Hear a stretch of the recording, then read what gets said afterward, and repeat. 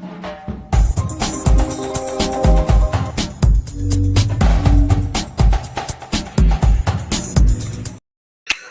is up, everybody? Welcome back to the Crypto Sherpa Show, where I cover the latest cryptocurrency news articles so you don't have to read them and go out searching for them yourselves. But yeah, sorry for being late today. Really busy morning here at the Bitcoin Ben Crypto Club. Yeah, it was like a walk-in after walk-in, so I have a short little lineup of news articles for you, so I don't have nothing for you. But yeah, so I was kind of sidetracked and trying to pull up the news, what like just going on, what's happening in the space. But it looks like Bitcoin's doing quite well right now. Like it is still at 122,000. We're at 0.14% increase, so we're in the green right now, which is nice. So, but that little dip we had yesterday, it was just a dip, and hopefully you were buying because everybody else was. Like Justin BlackRock bought another 899 million Bitcoin for its spot Bitcoin ETF yesterday. They now hold over 798,000 Bitcoin. And guys, remember, there's only 21 million out there, so nothing is stopping the institutions and big guys from still accumulating Bitcoin. So if the price goes lower, just buy, because again, these guys are going to still buy, and they're just looking for cheaper avenues, cheaper prices to get in. And so that's what they're doing. So if you see a dip, buy, don't get shaken out, just keep hodling your Bitcoin. Also, speaking of people hodling Bitcoin, looks like the number of addresses holding more than 100 Bitcoin hit an all-time high the other day, or even today. So whales are accumulating. So right now there are over, more than 100 Bitcoin wallets out there right now. The number of all-time highs, we're coming close to 20,000 wallets out there with at least 100 Bitcoin in it. So yes, that's just more Bitcoin being held. I'm not sure if some of these numbers are BlackRock's Bitcoin wallets you getting added on in there. But this is just showcasing, though, that the whales are still buying and hodling it. So again, how can I just keep saying, just keep buying Bitcoin? But let's go through the news now. What do I have for you? The title was Start Accepting Bitcoin Now. And there's a new little tool that Square, yeah, that's right, Jack Dorsey's company, rolled out, allowing corner store businesses, merchants, able to accept Bitcoin very easily. So let's go through this news article from Bitcoin Magazine to hear about this new tool. What is it? How does it work? So let's find out together. So Square announced that Square Bitcoin today, a tool designed to let small businesses accept Bitcoin payments, hold it in a built-in wallet, or automatically convert a part of their sales into Bitcoin. So this little new tool coming out, which is in right here, I think there's a photo of Jack Dorsey holding it, will allow you to easily accept Bitcoin and even make purchases on it, I think. But Square is rolling out a tool that could make Bitcoin usable in everyday business, from coffee shops to corner stores. Square is bringing Bitcoin to your local small businesses. Now, the company announced a new product suite called Square Bitcoin Today. It's designed to let small businesses accept Bitcoin payments, hold it in a built-in wallet, or automatically convert part of their sales into Bitcoin, all within the same dashboard that they already use for point of sales and banking. So, Now, if unfamiliar with Square, Square is an all-in-one platform that helps small businesses accept payments, manage operations, and grow. The company offers a mix of hardware and software for POS systems, online sales, and businesses that needs like processing and payroll. Now, the Square Bitcoin rollout includes 3 key features. We have sellers can accept Bitcoin payments with no processing fees for the first year. They can automatically convert a portion of their card sales into Bitcoin, and they have access to a fully integrated Bitcoin wallet where they can buy, sell, and hold BTC.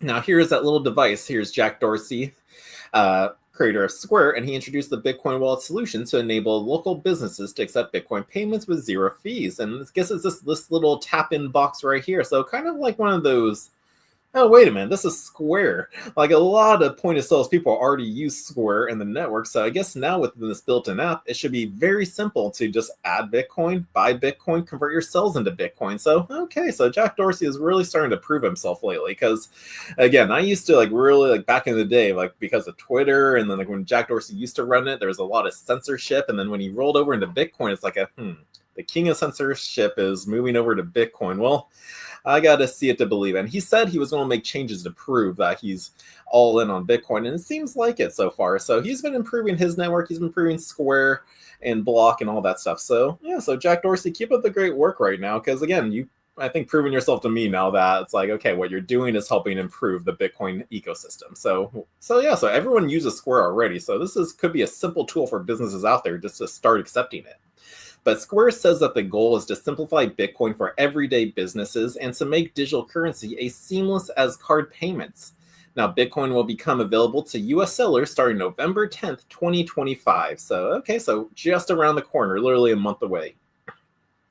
Now, using Bitcoin like everyday Monday, I really have never heard the saying before. If you know what this is, please let me know in the comments because I've never heard everyday Monday. But the move could mark a turning point for Bitcoin use in the real world with transactions. Until now, using Bitcoin for payments has largely remained a niche and slowed by price volatility, complexity, and lack of merchant-friendly tools. Now, by integrating Bitcoin directly into Square's existing system, the company is lowering the barrier for entry for small businesses. Instead of needing to juggle wallets and third-party apps, merchants can now just accept Bitcoin and manage it like any other currency, deciding whether to keep it on their balance sheet or immediately convert it to dollars.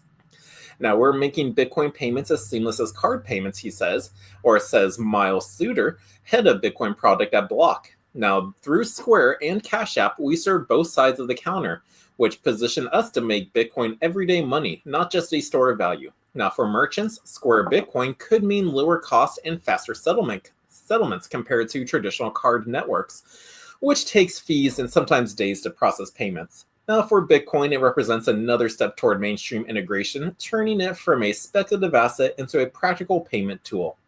Now, if adoption takes hold, Square's ecosystem could help expand Bitcoin's role from an investment vehicle to a working currency within local economies. It is also reinforces parent companies, Block, broader bet that Bitcoin will become foundational to financial infrastructure, not just an alternative to it. So this is what the company Block, Square, and Jack Dorsey has been rolling out and building. So yeah, a new little tool. Like, will you use it if you have a small business? Like, I don't think I wouldn't see why you wouldn't. Like, because everyone needs to be starting to accept Bitcoin now.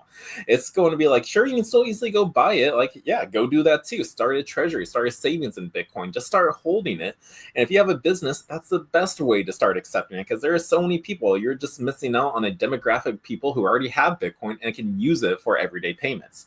And again, for those who are just getting into it, are just starting to start their savings with Bitcoin, they can use that too. Like if they're using the Cash App or this built-in app, just when they make a purchase, you spend it and then you replenish it right in the app. So it's not going to do it automatically. You just go after you spend it, you just go into the app, whether it be Cash App, go to buy Bitcoin, buy the amount of Bitcoin you just spent, and boom, it's like you didn't even spend it at all, but you did, and you were actually using it as a currency.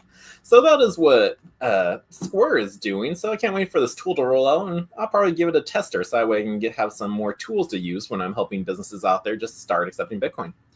But yeah, so that's that news for you. Now let's move on to our next article on the Bank of England eyes exemptions to controversial stablecoin cap proposal. So this has been hitting the markets lately. I can't remember if I covered this article. I know I talked about the Bank of England before, but I guess there might be an update to the stablecoin news. But the Bank of England, or the BOE, is reportedly softening its stance toward digital assets with a potential exemption to a controversial policy that would establish stricter stablecoin rules for the UK market.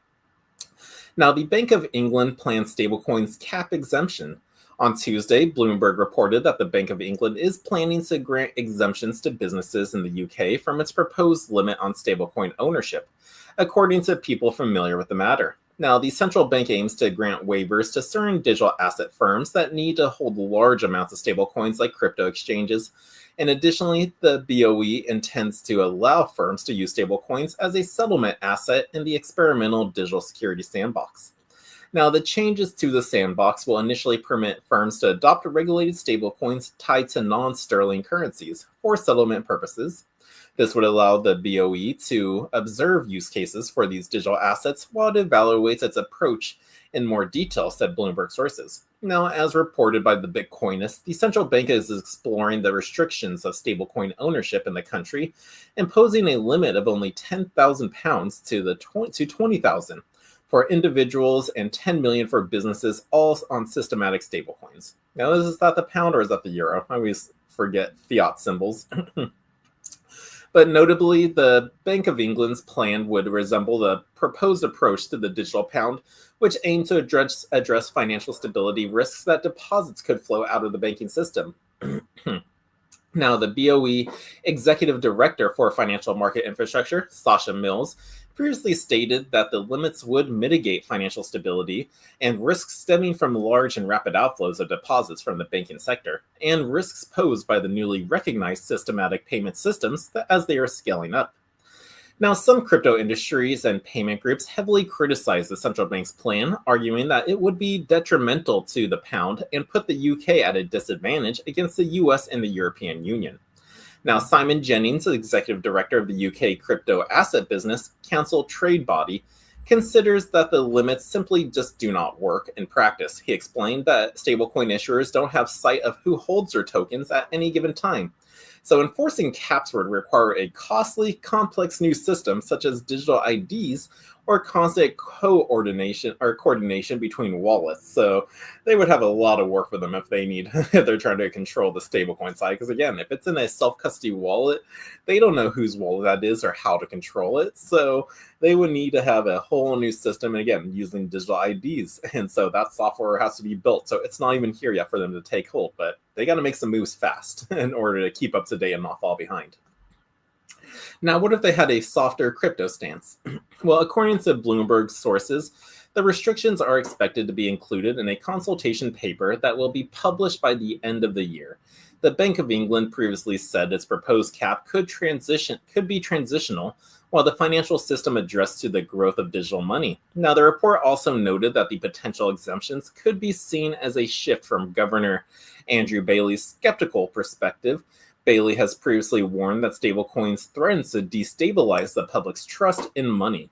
Now, in August, former chancellor and member of Coinbase's advisory council, George Osborne, criticized the Bailey and the government's approach to the crypto industry, arguing that if risks being left behind during the second wave of digital assets, it doesn't catch up. So Osborne stated that authorities cannot continue to wait and evaluate the development of digital revolution, reminiscent of Nigel Lawson's Big Bang in the 1980s. While other financial capitals adopt comprehensive legislative frameworks for crypto assets platforms, and nonetheless, the Bank of England governor has recently shared a softer approach, affirming that it would be wrong to be against stablecoins as a matter of principle, and noting that they have the potential to drive innovation in payment systems, both at home and across borders. So they realize that they cannot be left behind in this. So that's why it's like a softer stance is coming, but they can't be sitting on the sidelines. They can't be going, oh, we're going to speculate it because it's here. People are already utilizing it. There's some shops in other countries that are pricing everything in stablecoins. So it's like, as the rest of the world adopts it and you're still just speculating it, you're going to fall way behind, because then some of your rules, like, well, we want to add this for protection on our citizens or for ourselves. It's like you're too late on that. So stop trying to add that, because you're just going to stifle innovation and push people away from your country just to go do that. Well, I don't like your rules. I'm going to go over here and use their platform. So they can't keep beating around the bush, but this is what they're talking about and eyeing for these proposals right now.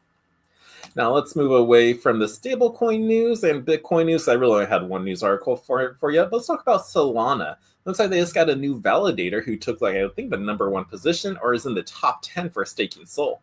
But Forward Industries launched a Solana validator. Almost $1.7 billion worth of SOL has been staked. So Forward Industries staked its entire Solana treasury into a new validator, immediately joining the network's top 10. Now, publicly traded Solana treasury company Forward Industries launched its first institutional-grade validator node on the Solana blockchain as part of its broader strategy to deepen its role within the Solana ecosystem. Now, the company announced that the launch on Tuesday, saying that the validator runs on a 00 fiber network, which powers the validator and uses Jump Crypto Firedancer, a new independent Solana validator client. Now, Kyle Samani, chairman of the board of Forward Industries, said that the move allows them to fortify Solana's resiliency and help ensure that it remains the standard for institutional adoption in a decentralized finance. Now, Forward Industries currently holds the largest Solana-based crypto treasury, valued at almost $1.7 billion. The company is backed by crypto giant Galaxy Digital, Jump Crypto, and Multicoin Capital, and plans to be more involved in the network's ecosystem. Now, just by looking at this little chart right here, it looks like they are #1 if that position is correct. They're above Sharp Technology, DeFi Development Corp, and UPXI Inc. Now, Forward Industry has joined Solana's top 10 validators. So Forward Industries validator launch immediately put the entity in the top 10 biggest validators by Solana token staked. Now, Block Explorer Solana Beach showed that all of Forward's SOL holdings, about 6.8 million SOL tokens, worth about 1.7 billion, were staked, and as a result, it managed to surpass long-standing players like staking facilities and Coinbase, whose validators rank behind Forward with 6.7 billion and 6.2 billion tokens, respectively. Now, according to the Solana Beach, these Solana validators are Binance Staking, Helios, Figment, and Jupiter. All of these entities have more than 10 billion Solana tokens staked, ranking them the highest in terms of the number of tokens. So let's see, where is Future Digital?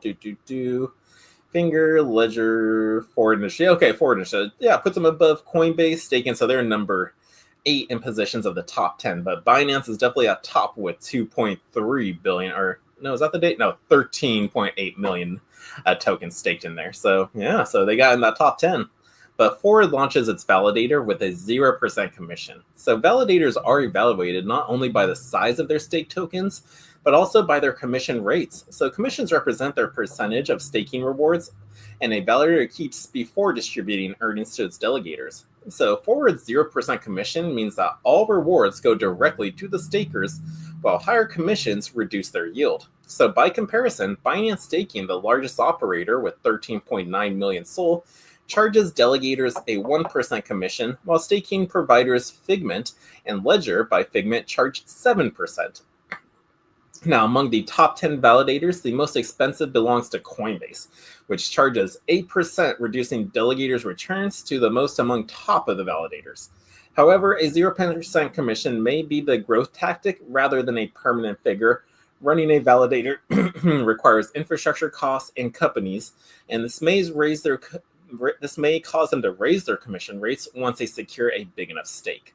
So that's a good thing to look out for when you're also staking, because I know some people always say, yeah, I got my coin staked on Coinbase. Like, you may want to check, because, like, again, their commission is 8% of Solana itself. So you want to check the staking commission on all the platforms you're staking on, and then choose the cheapest one, so that way you benefit yourself the best. So with these guys, like, it's a 0%. So if you're staking through them, delegating your tokens through their validator node, you'll be getting a lot more of the rewards because it's 0%. Binance was 1%, so they were kind of the better guys to do it. But now with them, I'd probably move over from Binance to them just to earn just that little bit more of SOL tokens. But that's Forward Industry launching a new validator node on Solana's blockchain, and that pushes them in the top 10 position. So that's kind of bullish news for Solana, for all you SOL holders out there. Now let's move over to XRP and Ripple. What's going on in their ecosystem? It looks like Ripple is giving the XRP ledger an AI brain. So here's how they're going to do it. So it looks like nothing yet, but it looks like they're in talks or working on it. But Ripple's university's blockchain research initiative showcased how academic research is being fused directly into the XRP ledger, positioning the network as a native home for agentic AI. Now, in an episode of UBRI's All About Blockchain podcast, hosted by Lauren Weemuth and Professor Yang Yu of the Nanyang Technological University, detailed a programmable multi-agent execution layer that plugs into XRPL's transaction and settlement rails so that the task-specific agents, trading bots, research tools, Internet of Things services can live on shared Audible infrastructure. Now, Ripple and the NTU build an AI layer for XRP's ledger. So Ripple X teased that the episode via X, AI, and blockchain are the future of secure, time-saving applications. And in the latest episode of All About Blockchain podcast, they explore how AI could enhance the XRP ledger with smarter fraud detection, sharper analysis, and new forms of on-chain intelligence. And here is Ripple X post on that we just read. Now, Weymouth framed the work explicitly around XRPL, noting that the UBRI researchers use Apex to deep dive into the protocol level improvements. Now, security enhancements and use cases driving strategic developments on the XRP ledger. She said that Ripple's own UBRI research search tools on the XRP ledgercommons.org site is being ported as a flagship pump agent app with middleware that they built, underscoring that the agent stack is being woven into Ledger rather than kept as an off-chain convenience layer. Now, the goal she added is to show how academic R&D becomes production-grade innovation on the ledger itself.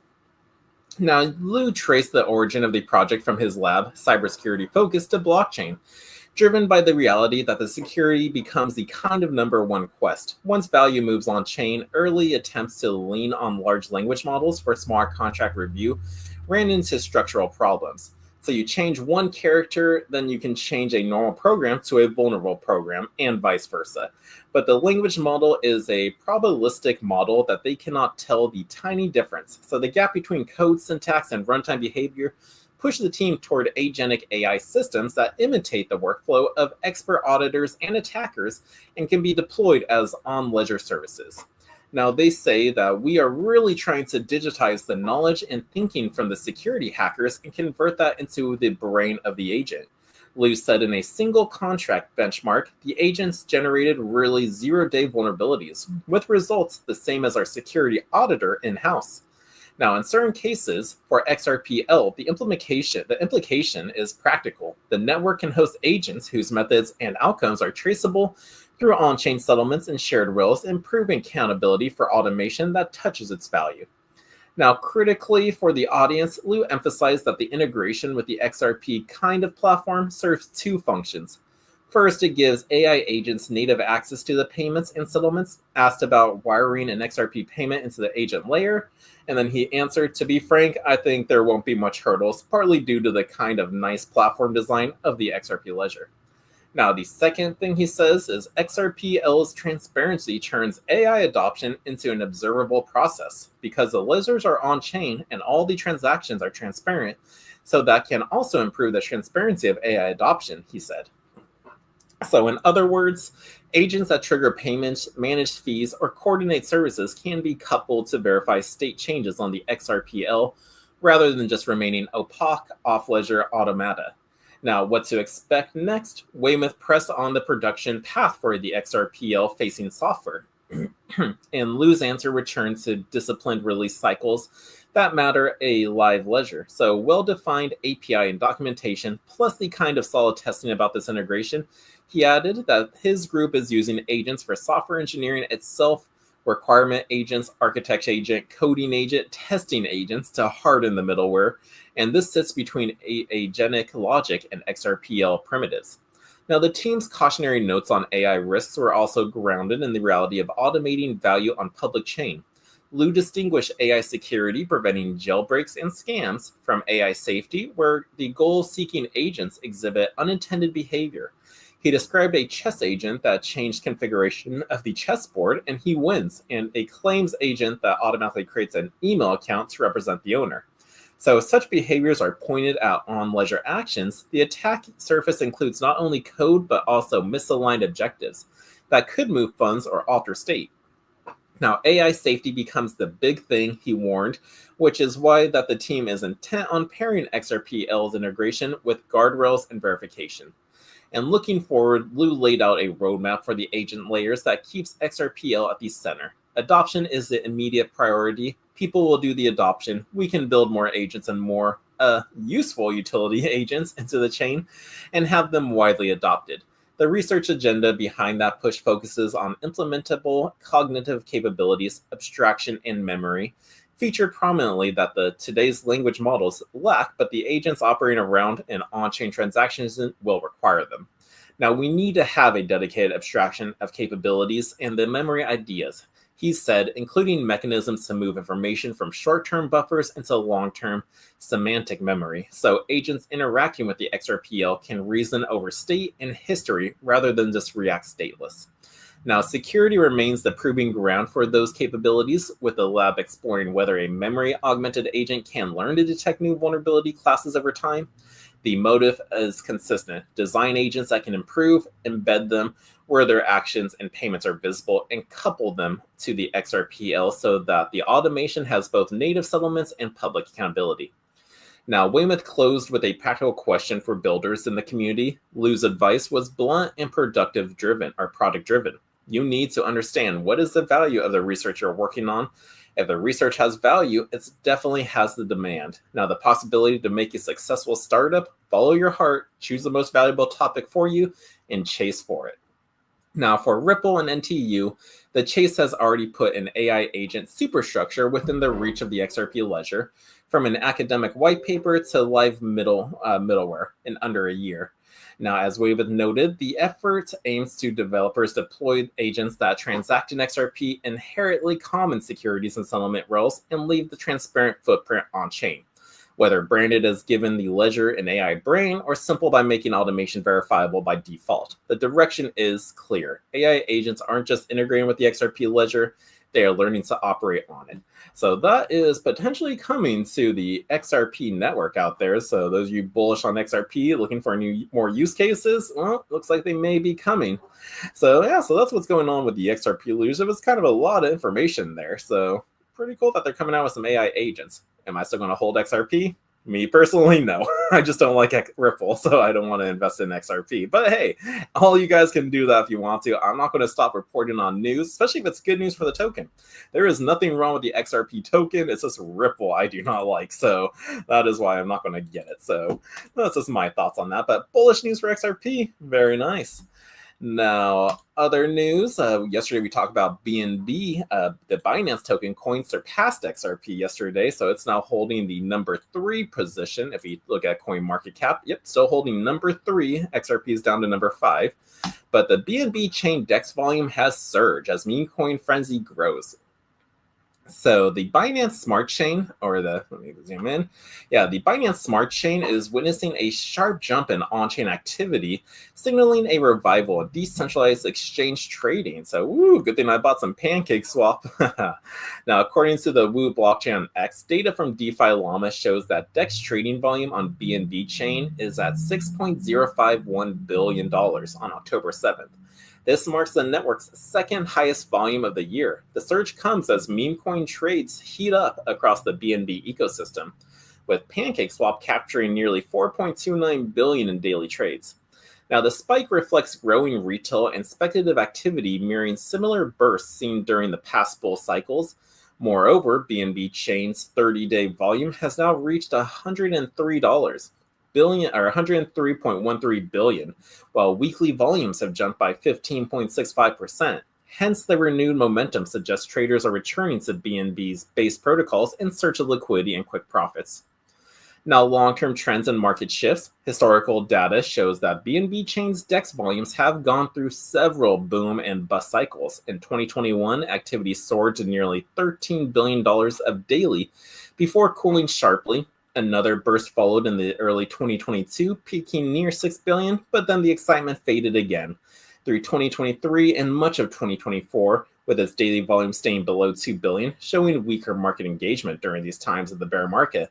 But it looks like it's coming back and kind of resurging, kind of following the previous cycle. So, however, trading, though, has started to climb again in late 2024 and early 2025. Daily volumes are now matching levels last seen in early 2022, and consequently, the data points to growing optimism and user re-engage with BNB Chain's DeFi ecosystem. Now, the meme coin mania appears to be driving this resurgence, pushing liquidity back into decentralized markets. Now, the data integrity concerns surface, though. Despite the positive trend, controversy has emerged over data accuracy. DeFi Llama recently delisted Aster, a derivative exchange backed by Yeezy Labs, after detecting suspicious trading activity. Now, the platform had suddenly reported $41 billion in daily volume, matching Binance's own numbers, and DeFi Llama co-founded Oxnimi and said that the figures looked too perfect, raising questions about manipulation. So the decision triggered backlash, with Aster supporters accusing the data platform of bias. Critics, however, argue that the removal was necessary to maintain transparency and credibility across the DeFi ecosystem. So that was going on with Aster on the Binance chain. But no, BNB is like DEX volume is experiencing a lot of volume because, again, the meme craze frenzy. Like during an altcoin season, yeah, memes do pump because people are just going, that's all they know. But there are other categories that can be hit. The DEX coins out there, like we see Cake is doing pretty well. You got the gaming coins out there. You got AI tokens out there. So like just seeing the meme frenzy come is kind of like a good starter point where just people are flowing money back in the DeFi space. But that is why BNB Chain, PancakeSwap are seeing a lot of activity right now. Now, let's move on to our final article, guys. Let's see. It looks like a Portuguese man is arrested in a $580 million crypto scam. So, what did he do? So, that way we know not to fall for if someone mimics his actions. So, these arrests mirror Thailand's growing reputation as a regional hub for crypto enforcement. So, authorities in Thailand have arrested a 39-year-old Portuguese man accused of being behind a massive crypto and credit card fraud scheme worth over $580 million. Now, the suspect identified by local media as Pedro M. and was tracked down and captured at a luxury shopping mall in Bangkok. The arrest marked one of the largest cross-border crypto fraud cases tied to Europe and Asia in recent years. Now, facial recognition leads to high-profile arrest. So, according to the Thai newspaper, Cal SOD, a Portuguese journalist identified the fugitive. The unnamed journalist happened to spot him while on vacation in Bangkok. Now, here is the post from PBS World. A Portuguese fugitive wanted in several European and Asian countries, including Thailand, for allegedly orchestrating cryptocurrency and credit card fraud worth about 19 billion baht. He was arrested by the Thai police at the luxury shopping mall in Bangkok on Thursday. Now, Thai police later confirmed his identity through facial recognition and biometric data, deploying more than 10 plainclothes officers for his capture. Now, Pedro was reportedly born in Lipson and has been living illegally in Thailand since 2023 after overstaying his visa and failing to register his address. Now, despite being wanted internationally, investigators believe he continued to operate fraudulent crypto schemes while hiding in Bangkok. He allegedly defrauded investors of more than 1 million baht, or around $30,800 in local scams. Now, Interpol records reportedly linked him to large-scale cryptocurrency and credit card frauds across Portugal, Europe, and the Philippines, and in Thailand. Portuguese authorities have been tracing his movements for months before the arrest. Now, here is the banking crisis in Thailand. The central bank has also frozen over 3 million personal and small business accounts, trying to crack down on scams linked to mule accounts out there. Now, Thailand has been tightening its grip on crypto-related crime lately. The case highlights Thailand's increasing firm stance against crypto-related financial crime, as the country works closely with the Interpol and global agencies to pursue fugitives exploiting digital assets. Now, in recent months, Thai police have made several similar arrests in May, and authorities detained a Vietnamese woman in Bangkok for her role in a $300 million crypto scam that defrauded more than 2,600 victims. And in August, law enforcement caught a South Korean man at the Suvarnabhumi airport for allegedly laundering cryptocurrency through gold bars for international crime networks. Now, these arrests mirror Thailand's growing reputation as a regional hub for crypto enforcement, not just crypto innovation. So as the country explores plans to become a digital asset center for Southeast Asia, authorities are also working to ensure that the rise of Web3 and digital finance doesn't come with a surge in cross-border fraud. So Thai is working on that. So yeah, they want to be a hub, but they're also working on the fraud side too at the same time. But we didn't find out how he was scamming people. It's just all we hear is it was a crypto and credit card scheme going on. So most likely probably a phishing scam out there where they send you emails, text messages, any way they can try to get a hold of you and saying like, oh, there's something wrong with your credit card. There's something wrong with your crypto wallet. Go here so we can make sure your crypto is safe. So that's probably what this crime was, because it didn't specify what type, but there are so many different scams out there. That's just like one potential avenue that it could have been. So who knows what it was, but luckily he was arrested, and luckily Thailand is growing its reputation as a crypto enforcement hub out there. So maybe we can take some lessons from Thailand as the world adopts crypto and Bitcoin and blockchain technology. We do need some enforcement out there, otherwise these scammers are going to run rampant. So that's what took place over in Thailand the other day, and how the Portuguese man was arrested for scamming individuals. But that is it for the news I have for you guys. Sorry again for being late today. Just another super busy and fun day here at the Crypto Club. We have another long lineup. I got videos to upload, appointments to handle, and we have another show at 5 o'clock to deal with. Plus, I got to work on the PowerPoints for tomorrow's class and meetup, as well as get that newsletter out. So it is going to be a nonstop day today. Hope everyone has an awesome, is that Wednesday? I was about to say Thursday. It is Wednesday. So happy Wednesday, everybody, and I will see you tomorrow. Hopefully, it's not going to be so busy and I'll be on time, but if not, I will still try to get you that crypto news. So everybody have an awesome day. Peace out. Love ya. What if I told you a truck driver cracked the code to building a crypto empire?